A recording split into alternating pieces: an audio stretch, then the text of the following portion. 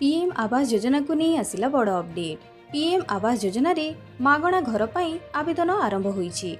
केउ माने करि परिबे आवेदन, केमिति करिबे आवेदन, कौन रहिछि संपूर्ण खबर पीएम आवास योजना को नहीं जानिबा पाई भिडियोटी को शेष पर्यंत देखंतु।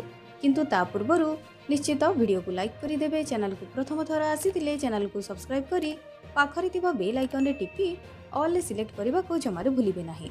प्रधानमंत्री आवास योजना माध्यम रे एभली लोकंकु सहायता प्रदान करा जाउछि जेउ माने घरटिए तयारी करबाकू आर्थिक भाबरे सक्षम नुहंती।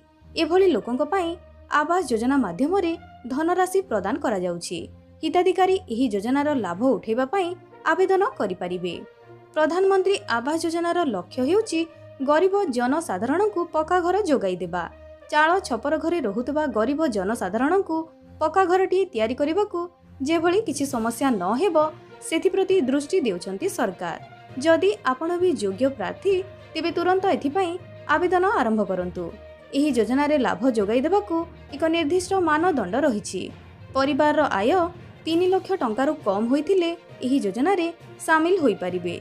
सेही भली परिवार रो मुख्यंक ना रे पक्का घर रहिथिले एही योजनार लाभ उठाई परिबे नाही। एही योजना रे आवेदन करुथबा व्यक्तिंक बयस अति कम रे 18 वर्ष होइथिबा आवश्यक। सेही भली एही योजना रे शामिल हेबाकू सर्वाधिक बयस सीमा किछि नाही।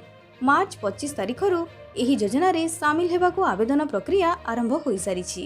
एही योजनार लाभ उठाइबाकू चाहुथिबा व्यक्ति केंद्र सरकारक आवासिक पोर्टाल विजिट करि परिबे।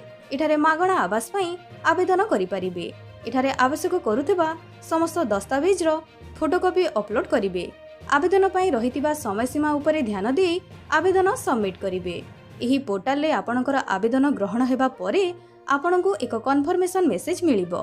देश रे चाळ छपर घरे रहुतबा व्यक्ति विशेषଙ୍କୁ पक्का घर जोगाई देबाकू प्रधानमंत्री आवास योजना आरंभ होइथिला।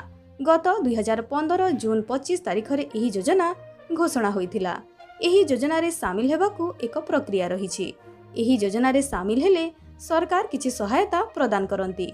एही सहायता किस्ती आकार रे मिली थाए, जहा द्वारा आपण आपणकर स्वप्नर घर तैयारी करि परिबे।